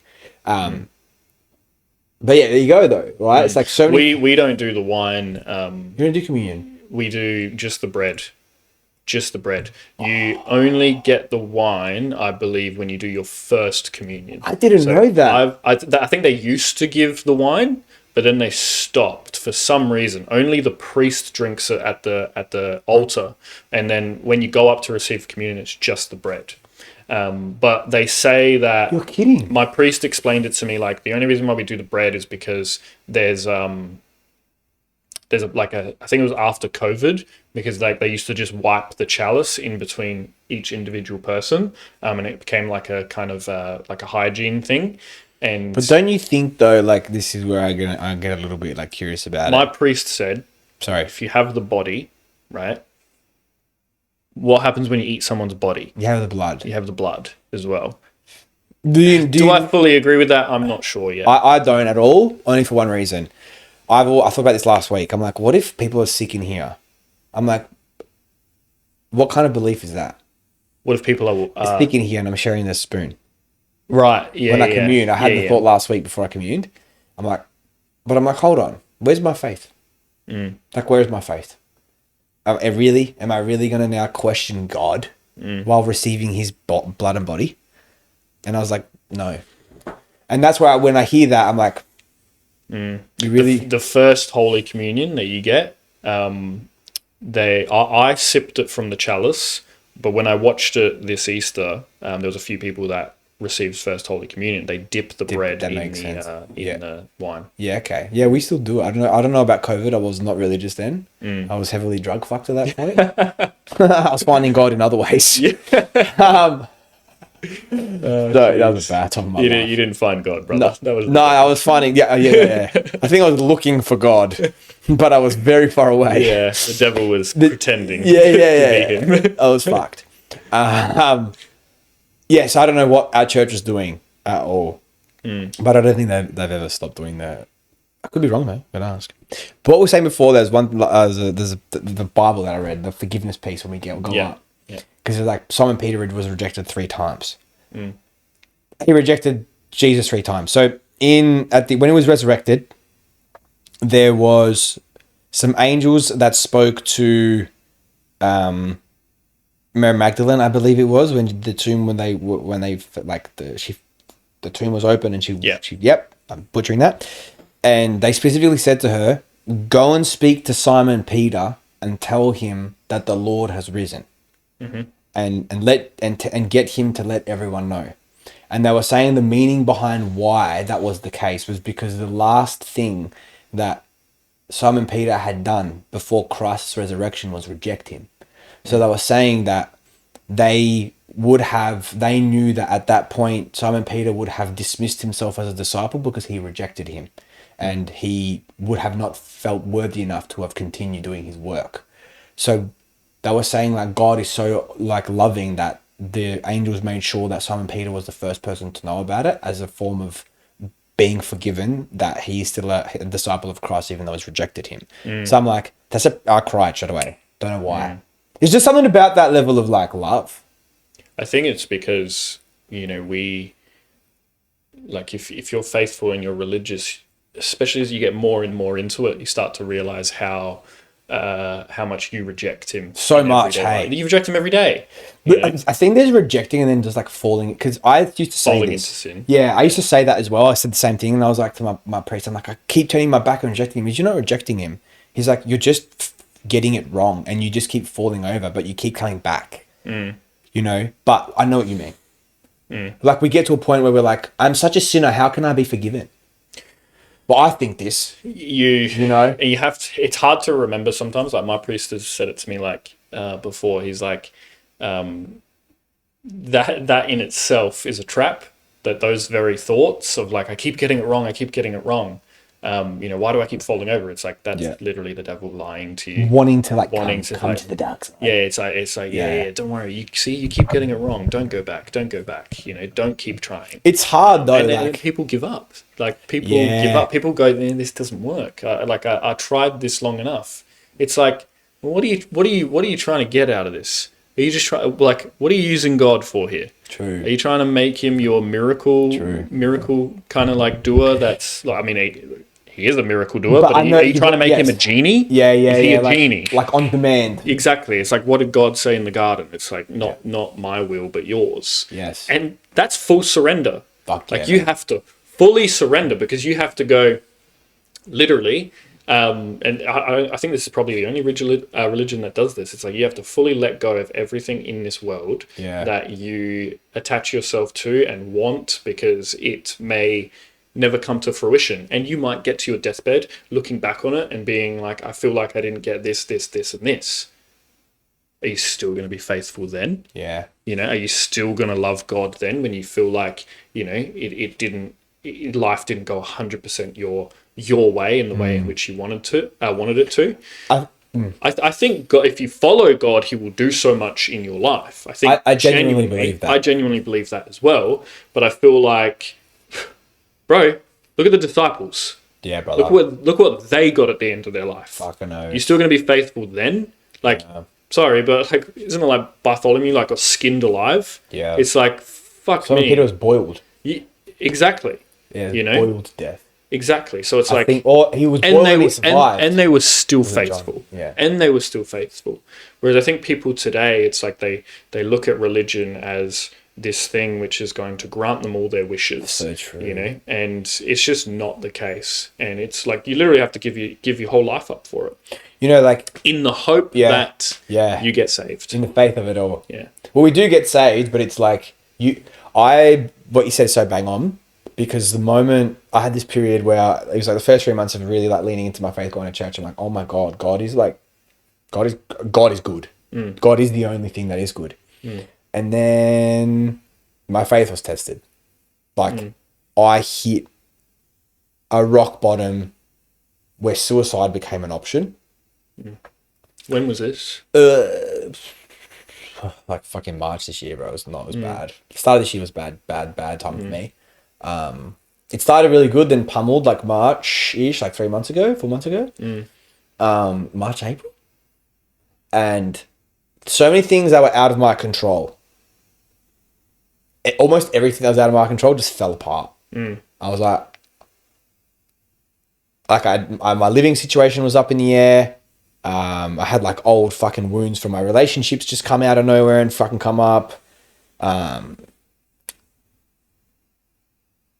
There were some financial situations that were out of my hands that really like fell apart. So all these things just started sort of falling apart, and I was just getting to this point where I just felt like everything was unmanageable. And there I am, literally, bro. Like I'll never forget being like, "You're not fucking real." Like I almost really got to that point. Yeah. Like I contemplated that, and I had said things where I'm like, "You are a fraud." Like I was in that much shame and hurt and grief and everything where I'm like, fuck you, and I'm out. And I'm gonna fucking grab a tie and wrap my neck around something. Like it was so bad. And then it's just like one day at a time. And I'm like, no, I can't like what I'm the thoughts I had were, am I only gonna have my faith when when I have it my way? Yeah. Am I only going to have my faith when it's good for me? Is that when I have my faith? And I'm like, I can't do it like that. But this is the thing, and I want to really make this clear with a lot of people who are listening. And I'd say you're the same, is doing the work has also allowed me to hold it all. I'm not going to say it's like, because I've done so much work on myself for the last 6 years, which allowed me to find God. I think, I just want to take it back for a moment. I think it's a beautiful thing in which you've mentioned, because I think a lot of people could relate to this. And even just off our conversation, it's just you saying that is allowing you to show how vulnerable you are, and that even in your position of, so many people would look at you and look at this grounded, put together person who's got everything right and is emotionally regulated. It's like, no. Like, you get it wrong at times, but you just come back to yourself. You come back to yourself. Because of the work. And it's the same with me, because you've done the work. Yeah. You build up the skills, and it's not like you never get to a point where you don't feel shame or feel like you're not good enough or feel like you can't be enough. It just allows you in those moments to come back to yourself, so you don't, like, God forbid, end up tying a noose around your neck, etc. So I think it was a beautiful thing to say, bro. And I appreciate you sharing that. Thank you. Thank you. How did you come back out of that? I had just the right amount of people around me. Just the right amount and just the right people. Now, mind you, I had paid for 2 of them. But meaning when I had paid for 2 of them, I had already paid for them, and they've been in my life for a while. One of them was also a mentor of mine that I hadn't started working with yet, but we were talking. And these guys are people that I heavily look up to. And one of them, particularly Jackson, who's like one of my biggest mentors. He's helped me through so much over the last 2 years. So he knows me really well. And I was just like, bro, this is what's happening. And he was able to really hold me through parts of it, which was nice. And then I had another mentor. And that was it. Like, for the first time, I isolated from my family, but more so because I didn't want them. I knew that if I was to reach out to my mum, for instance, she wouldn't be able to handle how heavy I was. And I didn't want to bear that responsibility on her, because I just like, this isn't fair. Like, my mum doesn't need to see this. She doesn't need to hold this right now. Like, she's going to worry so hard that then I'm going to start stressing because she's stressed. Yeah. And I don't need that for me. So I isolated. My brother, similar, didn't really talk to him about it much. And then, unfortunately, like, my closest mates, I love them. They're going to probably watch this anyway, but it's like, this shit's still a little too heavy for them. And where I was heavy. I wasn't like a worn out. So there was a small few people that I spoke to, and then I had some like random acquaintances over the time that kind of saw my content was getting a little dark. And they were like, bro, you good? I'm like, no, I'm not. And then I had another mate of mine who was going through some really big stuff, thankfully. And he's like, dude, I'm actually going to come to Adelaide for a bit because I need to get away from home because it's from Tassie. I was like, cool. And then he came and we're both just in the pits together, and he stayed here for 3 days. And it was really like, we're both like, this is fucked. But we just like were able to be with each other in it and just like not have to fix it or anything. We just like broed out just for like friends. And that was probably a big thing that helped me hold it, not get out of it. What got me out of it was I kept looking up. kept looking to God, and I also have done so much work, so my capacity to hold that level of shame was quite big. And my bro, like, honestly, and I say this to every single client and person that I work with, pillow on chest, on the floor, not knowing where to go. Like, you have to, like, I was so broken to that point where I'm like, Yeah. that's how I'm getting through this. Yeah. By pretty much staring at my fucking ceiling, contemplating how any of this is going to work out. Yeah. Obviously, I haven't, like, said what was going on, but it's not relevant. And I think taking moment by moment, like, it was like minute by minute, minute by minute, minute by minute. And then slowly. It's kind of like, yeah, I get you feel like this. You want to do this horrible thing, you know. I think just not today. Not today. Just not today. Just wait till tomorrow. Do it tomorrow. Careful saying that. No, but that's what Some people will be like, tomorrow it is. True, but sometimes that's what But I get what you just you mean. need the day. I get what you mean. You Yeah. know, but you're right though. Some people they'll do it tomorrow, or they'll do it the next day. Kind of makes them start preparing for tomorrow. So, Right, but like I think if you start having the conversation where it's like just stick it out to one more day, you're already not going to be doing it. yeah, stick it out one more day. Like just yeah. you're there. you know. I'm just gonna stick it out, and then like I couldn't get out of bed. There was a point where I thought, you know what? If I keep sleeping, maybe this will disappear. Like I'll just keep sleeping. Yeah. Maybe it'll go away if I keep sleeping. Yeah. And I was like, I'd sleep, and I'm like, nah, maybe it'll go away, and then I'd wake up, and I'm like, Yeah. which is not going nowhere. Yeah. So that is a life, bro. But the one thing that I didn't stop doing the whole time, there's one big thing I'd never stopped, was praying and reading the Bible. I still, in the mornings, every morning and at night, remember being like, I don't even know why the fuck I'm praying and who to right now, even though I was like, I would speak Yeah. into Jesus' name. Like I never not spoke into him. I've felt that. Like I spoke it, right? And you're like, I'm just going to say something. Yeah. And whatever the fuck comes. And I'm just going to read the Bible and not even want to do it. Sometimes you look at yourself, you're like, am I fucking crazy? You know, I've been through moments like that. Yeah. So I think, yeah, man, that's how I kind of got through it. How are you now? The best I've ever been. Beautiful. Yeah, I feel like you're interviewing me, bro. This is great. I just genuinely. I love it. No, it's good. vibes. It's good. Yeah. It's great. It's fantastic. I am We're just having a conversation. It's fitness true. Right. I was like, I'm not against you.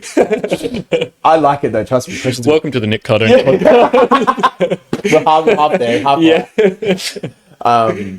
I am the best I have ever been, ever in my whole life, and I praise all to God, all to Jesus. I praise all of it, and I will until I'm dead. This isn't mine; it's His. If it wasn't for Christ, I would not have what I have. And I feel very convicted in that, and I'm very happy to say that. Yeah, and I can guarantee that when you say, I'm so happy with what I have, I feel like probably many of those things aren't even necessarily worldly things or external to you. They're not, bro. It's actually, do you know what? That's a fucking fantastic reflection, because there's nothing I have that's external that I'm like, oh my God, I'm so happy I've got it. Like at all. It's There's things you're probably grateful for. Sure. Like I love my home. I'm grateful for my home. But like as far as that goes, I couldn't give a fuck about anything else, to be honest with you. The things that I'm really, really, really grateful for right now is like these conversations, having this podcast, the impact I've been making with my clients, like your result, like where you've come, where I'm seeing all my other clients come, the guys I'm signing on now, and even the women where I'm like, this is amazing, and look what we get to do together. And just like being able to express myself as myself and have that gift and allow myself to have a relationship with Christ. And honestly, bro, like my Sunday mornings going to church, like that's another thing that I'm like so grateful that I pray that at the end of my Sundays, I'm like, thanks for giving me the church. It's the best. Like, thank you for having that for me. Yeah. To come to you. Yeah. You go in the mornings? Every Sunday morning. We only do Sunday mornings. Yeah. Yeah. Catholics do it at night. I didn't know. Just my church, I believe. I think there might be some others, but my church is a 5 p.m. service. On a Sunday? Yeah, correct. Where is it? Yeah, St. Francis of Assisi in Newton. Yeah, okay. Because one in the city does it as well. My mate Trey goes 6 p.m. on a Sunday Yeah, night. I think that might be. Oh, I forgot the name of it. Xavier's Yeah, or yeah, it's the something. one. That's the one. Yeah. That's the one. Yeah, there's a few night services, and I think the night ones can be good too, because it's like the last part of your Sunday, and it's just like cool. bang, like Yeah. nighttime. Like you leave and it's dark outside, and it's like the next week is about to start, and you've had that. That is final really moment of cool. reflection. Now I've started also like at the end of church, going up to the tabernacle. So do you guys have a tabernacle in the Orthodox Enlighten Church? me. So tabernacle is where the Eucharist is No. stored. Nah. So it's like where the bread is before, obviously, the priest turns it. Nah, because we have I forgot what they call it. The Orthodox Church have that split where the service happens behind. Right. They call it the iconostasi, which is like the icon. Yep. Yeah. And then there's a room behind it. Yeah, I've seen it. Yeah, I was in an Orthodox church. And the recently for a altar. wedding. Call it the altar. Yeah. So that's where everything's stored. So we can't. I don't think we probably can have access to it if we ask, but I don't think it's like common knowledge to just walk up to it. But yeah, so you walk up to the tabernacle. Yeah. So walk up to the tabernacle. You can bow in front of it, etc. Love it. And a lot of people do, and it's just you get that kind of moment after, especially just receiving God. You get that moment to just ground and reflect, and it's also a beautiful thing being around people that no one is necessarily talking to each other. How good is it? But you're all just there in that moment, just looking at that one thing. Yeah. And like you almost all kind of feel each other at the same best. time. And it's especially also seeing people that are so devoted. Like I see someone every weekend literally get on his knees, hands up in the air, and just bow the tabernacle. And I'm just bless. like, what reverence? God bless, You know, yeah. what devotion to be able to, in front of a room full of people, just like But it's literally honoring though, surrender man. yourself. Like fucking oath. Like I don't think of anything more masculine and anything more like inspiring. Because who are we as men? And this guy he does it right in front of his family as well. God bless him. And his kids, you can tell, like his kids is kind of just like they just follow, and they're like, yeah, like, you know, we're just doing this thing, like this is dad's religion, etc. But it's like that'll stick with them. Believe me, like that'll stick with them when they get older and they go through trials and they go through tribulations and they remember the memories of dad fully surrendering to, you know, God, right? That'll stick with them. So at the time, I'm looking at it and I'm like, oh, you know, kids don't even really look like they're really as into it as their parents. But I think I remembered in that moment, hang on a second, no, like that'll stick with them, because I remember a big part of me getting back into the church, and the reason why I go to St. Francis is because my nonno did. And he was very much into the church. And whenever I go to his house, I recently went into his room and he's got like a crucifix above his bed and he's got Padre Pio like statues. And it's just like I walk in there and I just feel this energy like woof, like reverence. And I'm just like, wow. Like that was also a big moment of me probably even following back into Catholicism. Love that, bro. I think there really also the type of man that gives himself to God is also a really inspiring man to be around. And it's like that they're gonna like those kids, or I've never had that, maybe you have a little bit, but like growing up in a man putting himself aside, not to abandon himself for another thing or another man or another woman, but to God, to surrender, to give up, and to put ego and pride aside, bro. Like that's a real good role model. You know, and like that's a beautiful thing. Those kids will see it and go, oh, we don't understand it now, but it's like that's a man that You will eventually. You will eventually, right? Yeah. And my father is a humble man who still works very hard and still builds lots of beautiful things and loves and will fight for what's important and is strong and confident and will fight for the truth, but will still devote himself to the Lord and give thanks. That's that level of gratitude. Like what you're saying was so beautiful, because for me on my Sundays, the biggest thing is like, I'm just thanking the Lord. Like I'm giving it to him. Like, thank you for all that I have. Like, this is yours. This is yours. And I want to say thank you for allowing me to have it for the time that I do, because you may take it away from me. Because who am I? I'm a man. I'm a fucking man. Like I get shit wrong. I'm not perfect. And like, I have the ability to fuck shit up.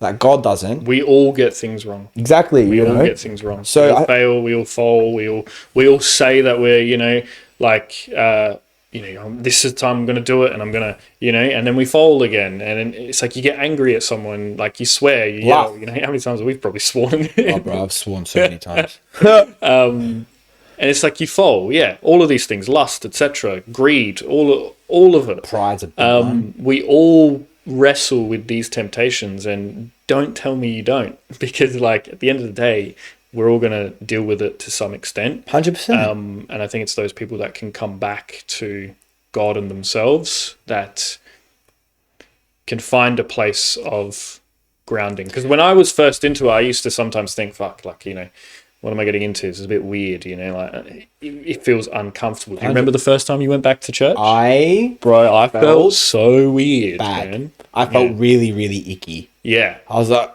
I just thought I was going to get judged. I sometimes still feel like that as well. Oh, really? Yeah, sometimes I still feel like that as well. I get what you Especially, mean. it's probably the fact that, you know, you it's probably a projection in some way, still not feeling good enough or whatever. But, you know, sometimes I walk into church and I'm just like, ugh, I feel like crap. But then sometimes I walk into church and I feel amazing. Yeah. And I'm like, incredible. I think it's human. Yeah. Yeah, for me, I think I also just not fear it, but I get uncomfortable with the level of judgment that can occur in the Greek Orthodox Church. Right. Because there's a lot of like people that are in there that I'm like, I don't think your heart is humble. Well, I got this fucking. I don't know how to drop any names, but Can I challenge you a bit there? Mm-hmm.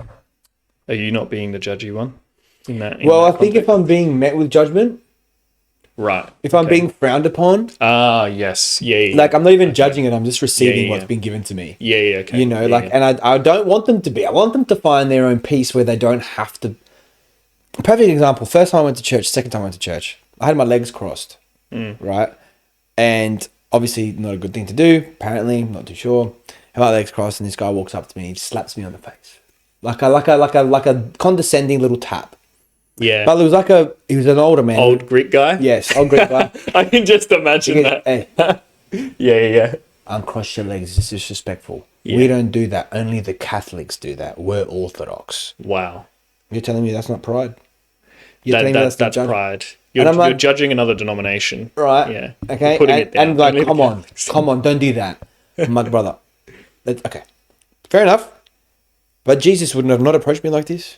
Yeah. This is not how Jesus would want us to communicate to each other, and he wouldn't also want us to be judging the Did you Catholics. say that to him? No, he just walked off, and I was in the church. There was a service. I said, "All good, man. No worries." Yeah. Like, you know, letting myself see a little. But I'm like, whatever. Like, it is what it is. But it's shit like that. The Greek community can be very. I'm gonna say who, but there's people that I associate with, family, friends, Yeah. where you should do it this way and you should do it that way. And I was like, when was the last time you picked up the Bible? And they're just like, oh. I was like, look, just how about don't worry about me? Yeah. And like, when was the last time you went to church? Oh, like 4 weeks ago. I'm like, how about just for now, you just like read a page of the Bible and you just go to church this Sunday. And how about you just put your focus on that and not on me? Because that's not what this is about. And that's the kind of thing I mean, where it's like, there is that level of judgment that still occurs.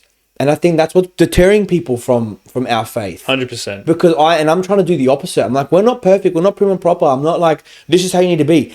With love, just read a little bit of the Bible, 1 page a day, or fucking half a page a day. Read a verse. Just play with it. Yeah. That's kind of what I say to myself when it comes to reading. I just say, I'm just going to read until I can't focus anymore. Cool. I don't put a number on it. Awesome. I don't put like any expectation on it. I'm like, whatever I read is whatever I read. Exactly. And that's it. And like, if you can't, and like I tell people as well, like, if they're like, oh, how many times should I go to church or whatever? I'm like, just go once. Don't worry about the second, third. Don't worry about don't just go the one time and see how it feels. See how you can connect to that, and then maybe go again. You know, or like maybe pray one time, or listen to a prayer and maybe understand it that way. Like, or chuck a live stream on. Just check it out. I genuinely couldn't see myself not going on a Sunday now. I'm the same, every Sunday. But that's grown over so much time. 100%. So much time. I'm the same. And I remember at the start I would go once and then I wouldn't go for like 6-7 weeks. and then That's I'd make okay. it go again. It's okay. Fuck. You know, like, Mm. and the thing, this is where people get caught up, and like our communities, you should. All right, okay, but make it a little more inviting for people. Call them, invite them in. Don't push them away. You know, With all these rules, and you must obey this. exactly. You know, set this standard, which to some people might feel unattainable. 100%, and that's why I was turned away from it. And then it's funny because I read the Bible and I'm like, oh, you're all full of shit. Because this is what I'm reading here is not what I'm seeing there. What's happened? What occurred? And then I speak to a priest, even my priest. He's like, it's not that hard. It's not that complicated. We complicate it. He's like, and people make up their own stories about what the traditions are, but they're not biblical or theological at all. He's like, it's not that hard. But he's like, I'm not saying stay in sin. I'm not saying live in sin. Read the Bible, pray, come to church. That's it. Practice that. You'll learn in those three things what to do next. Keep doing those. Keep coming back to Christ. Keep confession. Have communion. All right. Build. He goes, just don't make it any harder than that. I'm like, great advice. Thank you. Make it inviting. So yeah. One thing I've started doing, as I've noticed my progression as well go on, is a big thing is how you take communion, how you actually receive it. 100%, man. And one thing I've been convicted of is no longer taking it in the hand. So Catholics used to go up with, like, this is what I was taught when I was young. You go up with your right hand underneath your left, and then they put it in your left hand and you take it out and you put it in your mouth, right? But I've come to conviction now that you should kneel and not receive it in your hands, and you should receive it on the tongue. So the priest will put it on your tongue. So every time now I go up, kneel in front of the priest, take it on the tongue, and then get up and make the sign of the cross and leave. Yeah, go on, sorry. Because the way I think about it is like you're literally receiving God. I think Like it's personal. Just take that for a moment. Yeah, and I think I agree with you. I agree with that. I do just think that is also, there comes a point where I think if your heart is in the right place and you're doing it in whichever way you need to, then that's fine, you know? Because Sometimes I questioned myself. I'm like, am I doing this to perform again? no, I don't believe you when I say that. But I questioned it. It came up in my mind, and I'm like, if I was doing it to perform, I wouldn't be questioning it. 100%. No, you devote, bro. I like more so for anyone listening. It's like, that's also a personal thing. Would you not say that? Like, you do that because that's how you feel is a way for you to devote to Christ. Yeah. You're not going to be rejected by God if you put it in your hand and eat it. I agree. You know what I mean? I agree. I think it's just nothing wrong with it. I think it's conviction over time. Sure. It's very much conviction. The priest will say to me, he's like, you should, like, he's like, when I see someone kneel before I have a lot of respect for that. Agreed, and, though. There's extra level of devotion to that. Fucking oath. I would say there's a lot of people that take the Eucharist and just kind of treat it as this kind of like, whatever. I would just have it because not, and their pride's in the way. This is what my family does, and like, okay, whatever. They don't actually understand the true metric of what they're actually receiving. 100%. It's like, do you understand what's actually happening here? You got to really believe that, though, you know. And I think that's where a lot of the problem. People are like, Jesus was a man. It's like, whatever. I can't. Like, I'm not having argument with you.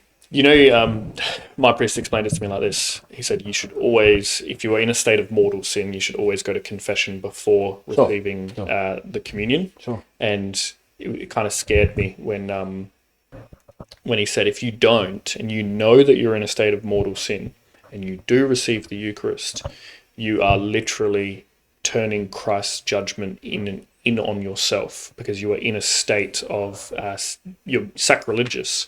Because if you're in a state where you know you've sinned and you know you've turned against God, right, and then yet you choose to still receive his body, right, because you're like, don't care that I've sinned or whatever, you're turning his judgment onto yourself. Mortal sin being what, in how you're saying it? So the priest explained it to me like this. Not an expert. You got to these days.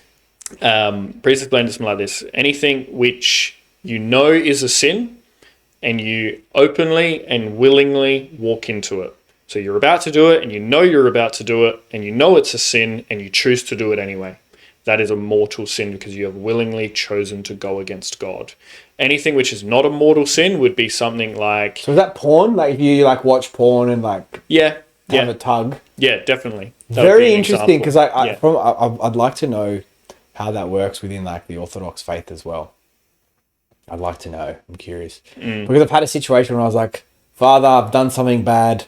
I text him and I was like, I've done this thing, and he's Yeah. just like, I'm like, can I commune? Yeah. And he's like, that's okay. You can come and commune. Okay. Yeah. So I think it depends on in which. Look, from my understanding, I could be wrong again. Like I think this is a forever learning thing. Yeah. In from his perspective, it's like you're obviously coming in repentance. See, the thing is, it's like you might talk to another priest and get a completely different answer. And he said that. Yeah. You know, he did say that. So he goes, it can get tricky, I guess, but I think it's also because like man being man fucks their shit up a little bit when they say things. But I do believe there is going to be at some capacity a right in it all. But honestly, the biggest thing I'm starting to learn is where is your heart? That's the biggest one. Like if your heart is in repentance and in grace and in like of devotion, you're good. Because that's a big thing to do though. Like so many motherfuckers are like, no, no. It's like, okay, well your heart's not soft, my man. You're too prideful. It's like if you're there in repentance and in sorrow, or if there's sin there, or you're in receivership of the bigness of what God is and what Jesus is to us. You're genuinely repentant. That's a repentant heart, which like childlike, which is what Jesus said. You know, come to me, childlike. Come to me with. That's how you enter the kingdom of heaven. And I'm like, yeah. I still think there's a lot of value in going to a priest for confession. 100%. Like I'm not saying we shouldn't, by the way. Yeah. I know. For sure. But I just want to make it clear that like to anyone that might be listening, it's like and you know you are getting into church, etc. And you're kind of like a little bit nervous to go to confession. Just do it. Yeah, just do it, because the moment you leave those doors, you're just like you just feel like a weight has been lifted off your shoulders in a way, and you get to go again. You know, you get to go again in whatever that you confessed about. Yeah. You know, you just get to live again in a way. So it's a very, very beautiful thing. And then also to, you know, if you only kind of go to God and you're like, I'm sorry, God, and you repent that way, it's like, yes, that's beautiful. Keep doing that. But I think there's something amazing about being able to speak with a priest and get guidance and get counsel there from someone, like you said before, is ahead of you in the faith. Because at the end of the day, we are all here to assist one another. And I think my priest even told me there's a verse in the Bible that says, forgive unto others as I have forgiven you. So I think like my priest ties that into confession. It's like, you know, be willing to openly speak with each other about what you have sinned about and forgive one another. Agree. That's beautiful. I love that. I'm happy to actually leave that there. But I want you to leave the viewers with what's one thing you want to leave everyone with that's like really important that you think they should hear? Could be anything. I know it's hard. I had this question yesterday as well, and I was like, wow. Doesn't have to be PT related though. Or she just said that as like... Yeah, that was probably a bit... that was more so in the fitness industry. So if we think about life... Life, bro. Life. Even, this is exploring all corners of life. We've just literally gone every angle today. It's been about 2 hours, I reckon. Yeah. Trying to just take a moment and think through everything I've said. I think it's probably similar to what I said yesterday, but just...